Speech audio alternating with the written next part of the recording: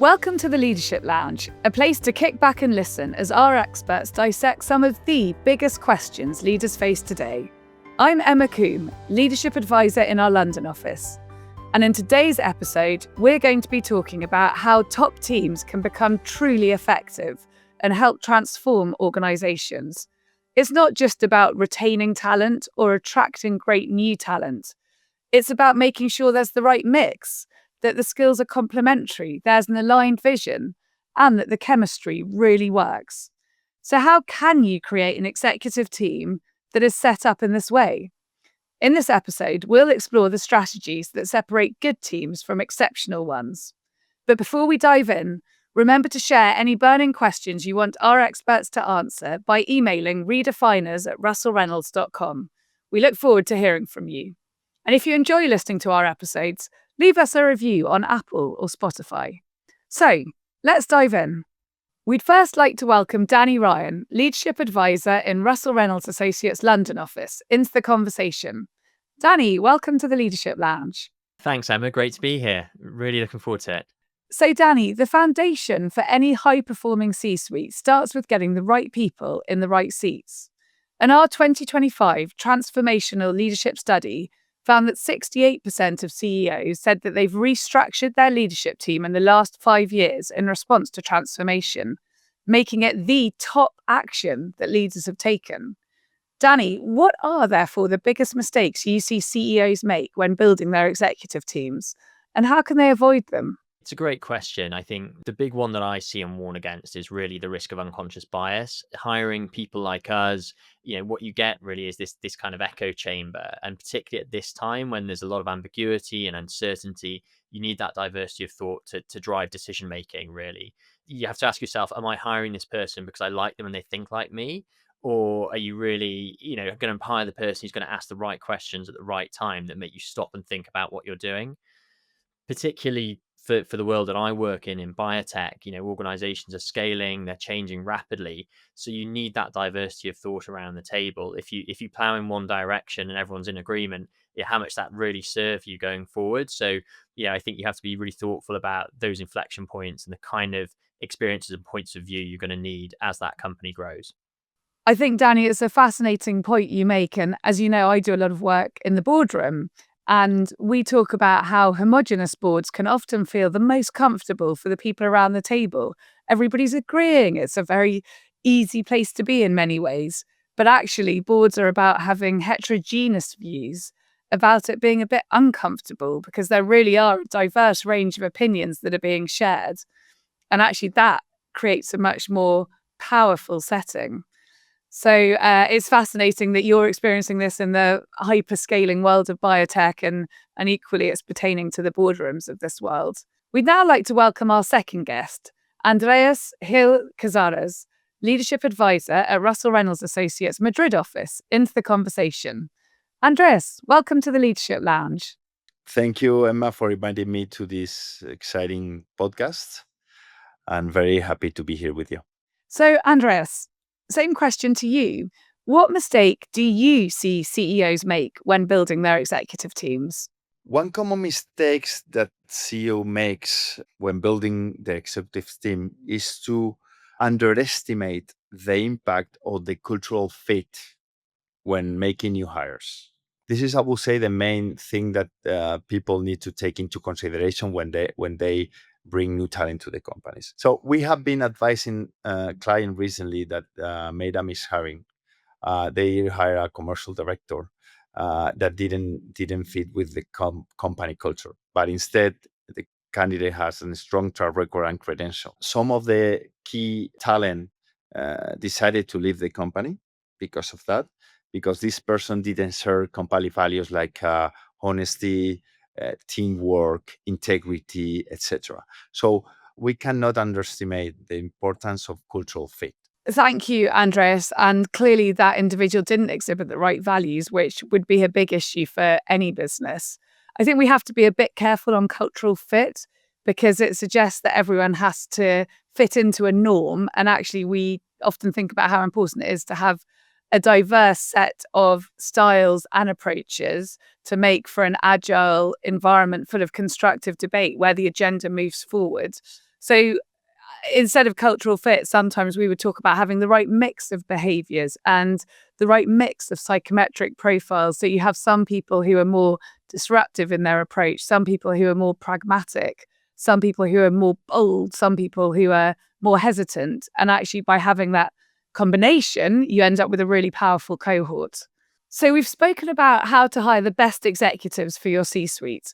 I also wanted to speak today on the importance of having executive hires who have what it takes to handle increasingly complex challenges in roles such as AI transformation, economic and policy uncertainty, supply chain disruptions, and geopolitical instability.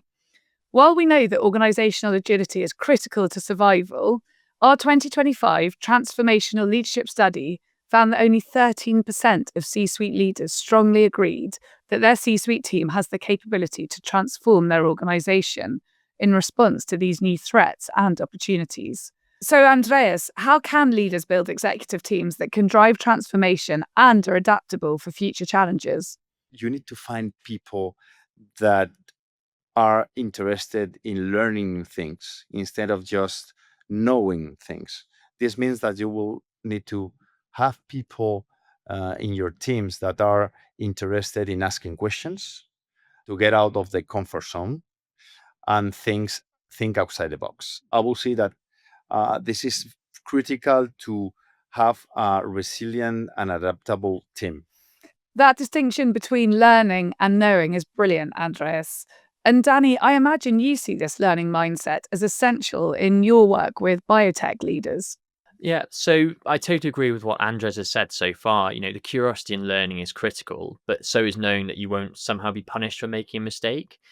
Failing fast and reiterating is a crucial part of evolution. And I've got one client who brings this mentality of we think of it in the morning and we do it in the afternoon.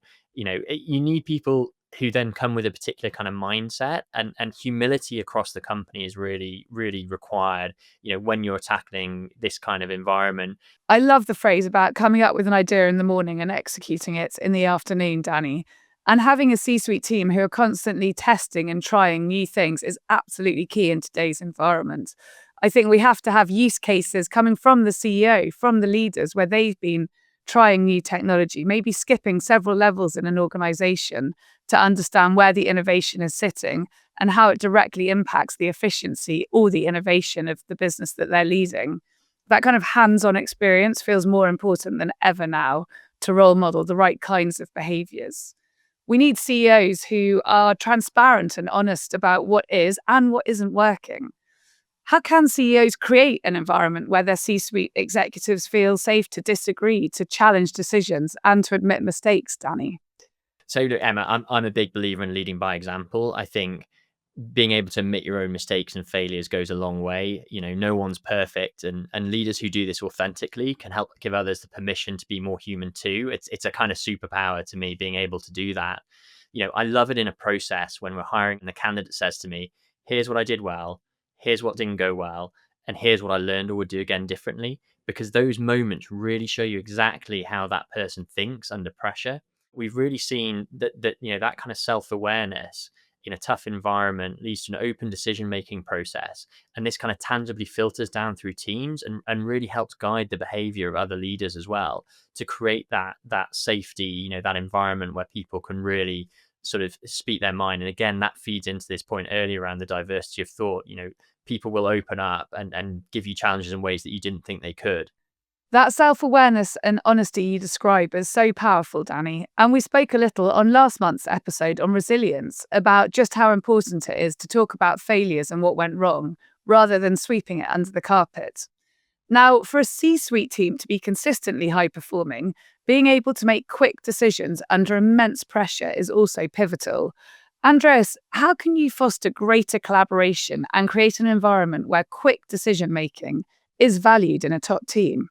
Emma, to foster greater collaboration and decision making in top teams is essential to establish clear governance mechanisms and implement frameworks to define who recommends, who approves, who executes. It's really important to have this clarity in order to avoid overlap. Last thing that I would like to mention is that you need to train the people not only in developing hard skills like commercial, operations, etc., but also in emotional intelligence. Where an overlap or a conflict comes up, it is important to have the teams well trained to try to solve those problems. So this will make the organization more efficient.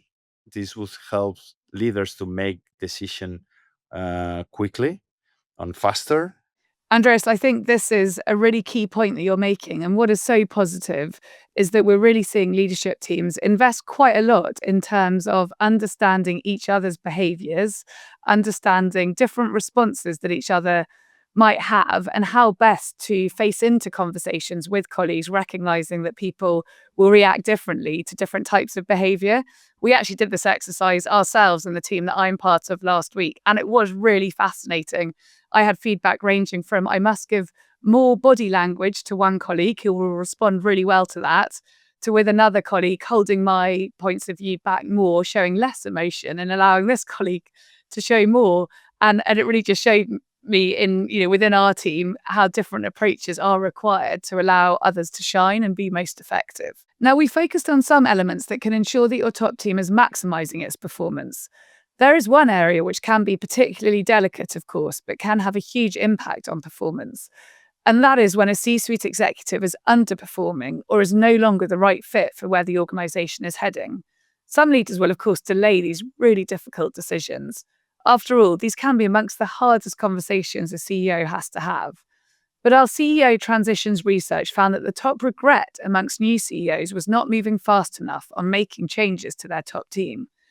Andreas, for our last question in the lounge today, what advice would you give leaders who know they need to make a change to their C-suite team but put it off? So I'll say first thing is that if the CEO doesn't make quick decisions, that may erode trust within the team. And this is very important. Team needs to see a CEO who take care of the organization. Okay. And sometimes this means that you need to address talent issues. Okay. So for that, I will say that you need to have a clear communication. You need to be empathetic. You need to provide feedback and clear feedback to the candidates. This is really important. You're absolutely right, Andreas. If a leader loses trust, it can be catastrophic.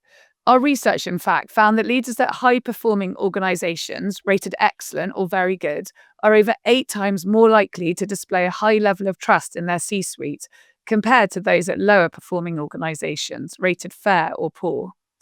You can imagine that trust becomes an even rarer commodity when there has been lots of change in a leadership team. So finding ways to accelerate that trust building, I think, is such an important use of time. But Danny, what's your advice for CEOs who need to make a change to their top team and have put it off? So this is a scenario that no one likes, and where if it's done well or it's done badly, it's going to leave a mark on someone forever. I believe that the quick resolution is the best one, because allowing someone to struggle ultimately hurts them, their team, the organization.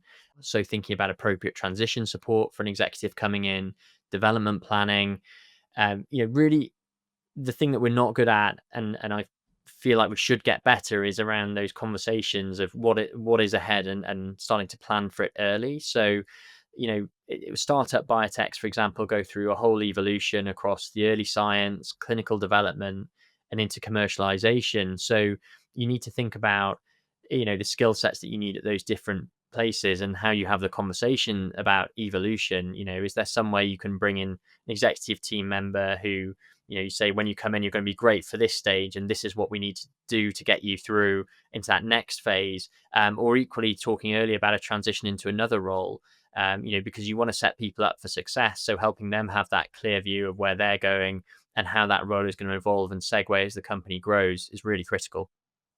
I think that's a super point, Danny. And one exercise that we're spending more and more time on is building future-facing success profiles. So what does a role require in the future, and what kind of skills and experiences does the individual need to have to be effective? And actually, an incumbent can therefore sometimes realize that they're not the right person to drive onto this next stage, and nor would they be happy.